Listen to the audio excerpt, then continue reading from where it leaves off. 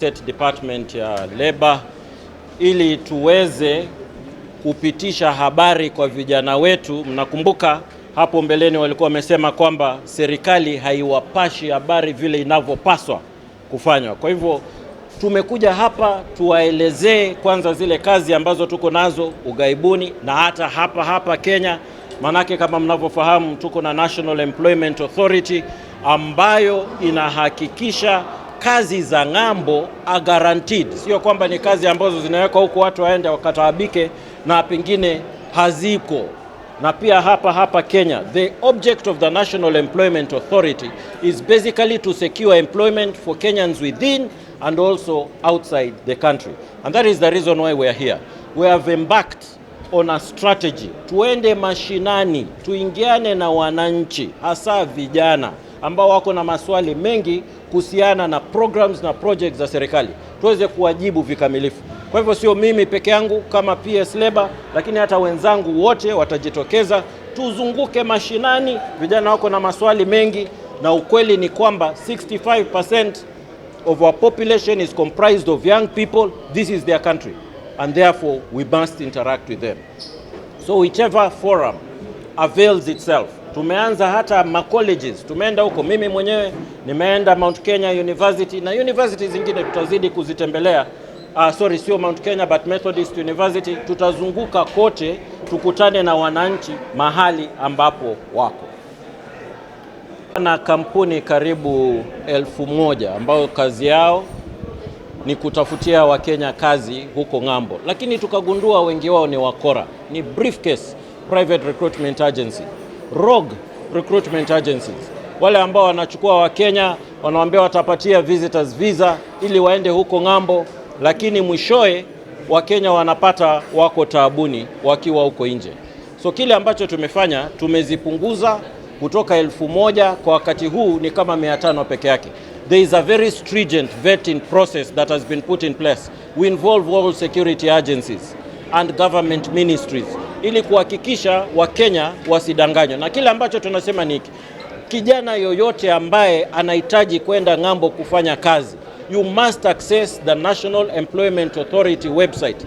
Mkiangalia website ile, zile zote ambazo pengine zimekaguliwa vyema ziko sawasawa in black, lakini zile ambazo tunajua ziko na dosari, ziko na tashushi, they are all in red.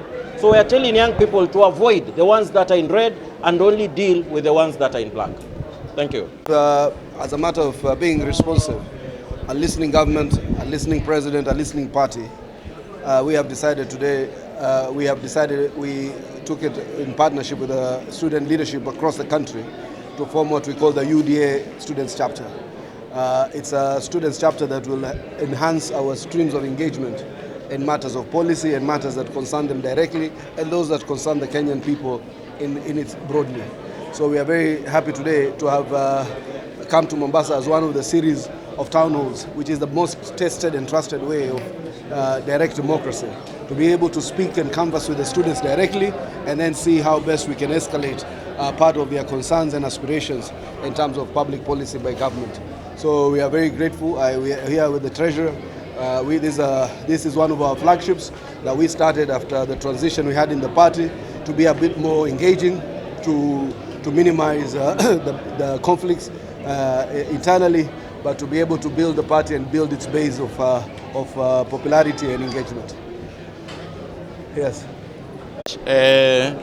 My name is Japheth Nyakundi, Member of Parliament for Kitutu Chache North, and I'm also the National Treasurer of the UDA party. We are here today because 2 weeks ago we started the Comrades chapter. The Comrades chapter is all about leadership and governance and listening to our young people.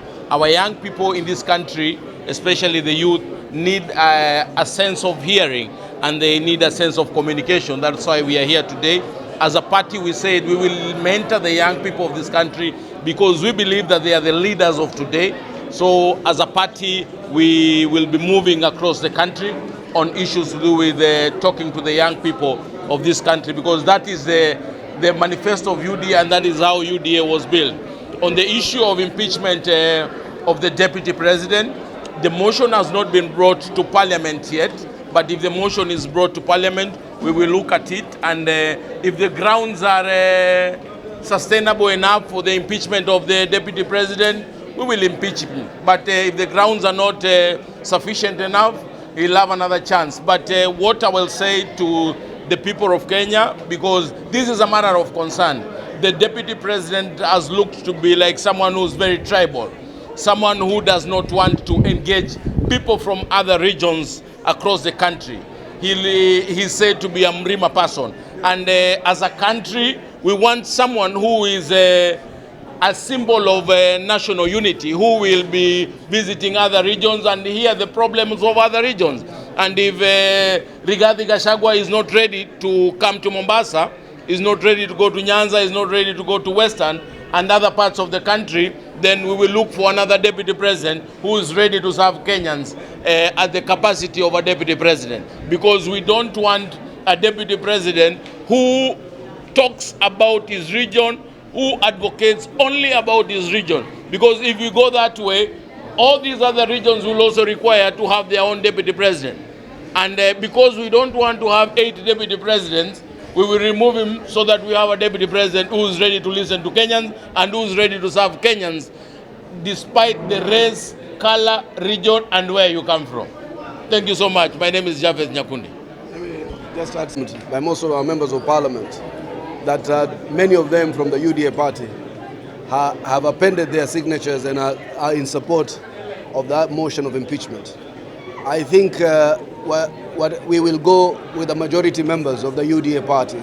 If the majority members of the UDA party are in support of the impeachment, then the UDA party itself will also support what the members feel is in the best interest of the party and the country. And in fact, should that motion of impeachment sail through, our immediate concern then will be to eject him also as a member of the party, because then you cannot be found to be grossly incompetent, grossly undermining the constitution and national unity, and then still become a ranking member of this party. So I think if I were a parliamentarian myself, I will find sufficient ground to impeach. In following up with what Honorable Nyakundi has said, you cannot preach the gospel of ethnicity, malice, division, gospel of exclusion, gospel that tries to incite one group of people against another. He has been the most catastrophic, the most insidious in terms of dealing a very decisive blow to the unity of this country that had been carefully knit by the Hustler Nation. The Hustler Nation was about the bottom-up economic policy. It was never about regions. It was never about one person over another or blind ambition for power. It was a narrative that was hoped will uplift the masses of the country, so that a lot of us then can come into the economic bracket and avoid the culture of exclusion. What we have seen him doing is to argue for the same old policies of malice, of division, of hatred, of ethnicity, of exclusion of others. And I don't think it is proper and right to have a deputy president who is actually himself the actual threat to national unity. Asante sana. For justice. Ajua ati jamaa anaongojea rais kuja kuongea naye asishtakiwe. Hiyo haiwezekani. Huyu rais hakuja kuchaguliwa kwa ile mambo wao wanafanya. Our broad-based government was not about impunity of a few of others. Hakuna mtu is above the law. I have been in this government for the last 2 years. I have never thought even remotely to break the law of this republic. I have had the opportunity to serve the people of Kenya and to serve the people of Mombasa. I have only tried to ensure that we broaden our opportunities for economic and social advancement. But for a governor to think that he can hide, or a suspect to think he can hide behind a broad-based government, to try and think that he can not respond to the summons of the security intelligence or the director of criminal investigations, we have our eyes on the ball. Anything but not impunity. If he's involved, he must face the music. If he's not involved, then the law will also take its course. He has put certain young people in harm's way. Today, people are languishing in jail because of actions and misjudgments of him and the arrogance of some of his cabinet executives. So it is time. People will carry their cross. People will pay the price. People will face the full wrath of the law. This is a law-abiding country. We are a law-abiding people. I am a human rights person. There is no day that I have even contemplated, even remotely, the level of transgression. That is arrogance at its crescendo. That is arrogance and abuse of power to its highest. Power getting into your head in a manner that I think must be tamed. And I do believe that DCI is up to it. I want to be, just from what I see. And if he's a suspect, if he's involved, no President William Ruto, who I respect highly, or Right Honorable Raila Odinga will get him out of this, unless he is innocent. The same influence he enjoys, by virtue of where he is, we also have a similar access to this kind of people, and they will not, I am 100%, I speak for the both of these men who I know very fondly and very closely, that they will not support this type of transgression. Kwenyewe ni kwamba hizi sahihi zinaenda zikikaribia 300. Kwa hivyo hata imepita kando na mipaka ya kwamba ni mambo ya chama ya UDA, ni mambo ya kitaifa, ni mambo ya kuleta uwiano wa kitaifa, ni mambo ya kupambana na ukabila, uhasama na mtu ambaye hana uwezo wa kuhudumu katika kile kiti. Na sisi tunaamini, japokuwa ni makamu wetu, mimi mwenyewe kibinafsi naamini hana uwezo, hana ile ukakamavu, hana hikma ya kukalia kile kiti cha makamu wa rais. Kwa hivyo ni wakati wale ambao wamepatiwa majukumu kuchukua majukumu yao kikatiba na kwa uzito yawe yatakavyokuwa. Sisi tuondoe yule ambaye tunaona anaweza kuhujumu hii nchi, tulete wale ambao wanaweza kuhudumikia hii nchi. Asanteni sana.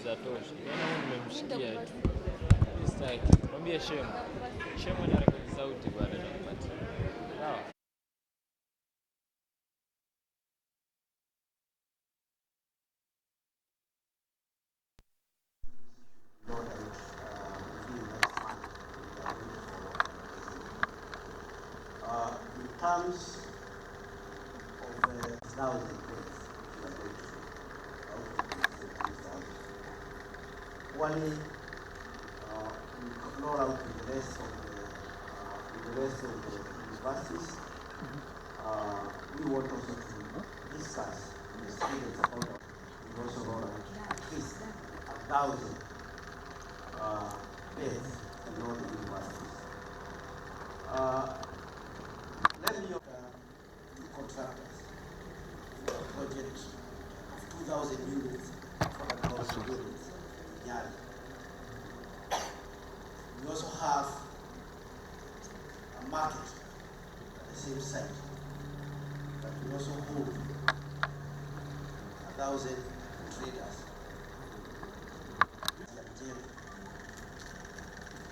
We have a clerk of works, we have architects, we have engineers, they all be employed in this project. These do not mean the other professionals from the technical. Let me also say that we have 9 ongoing small markets in this region. These are also likely to hold over 100 per market for traders. And this goes back to the board.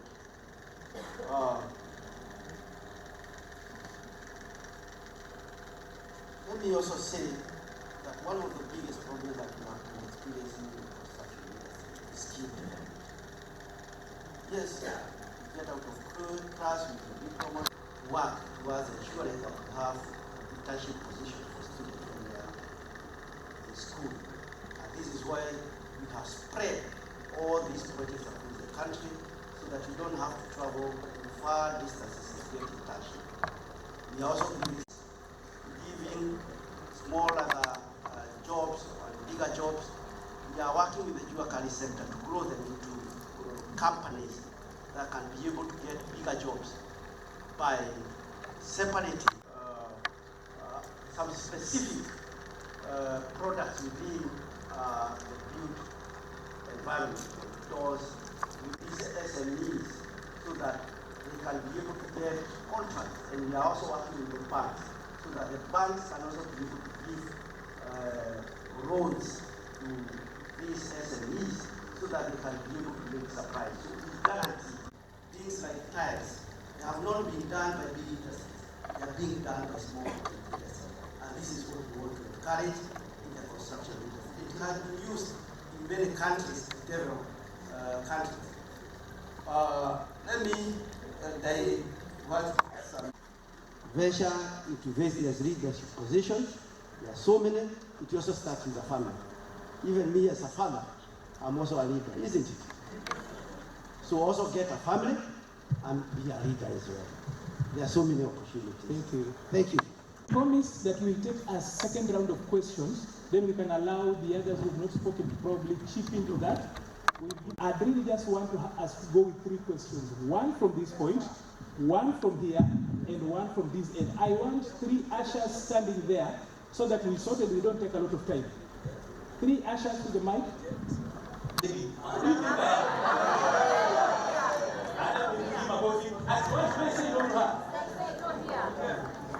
So allow them to respond, and then as the SQ will be making his way here, allow her to actually ask that Financial expert for a number of years before he came back home, not only to invest but also vie for a political position.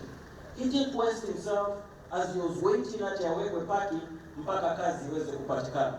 What I'm appealing to you to understand is, instead of leaving, yourself to stay idle. People talk of brain drain, but on the opposite, there's also brain gain. Go work, make your savings, come back home and invest. And I thank you.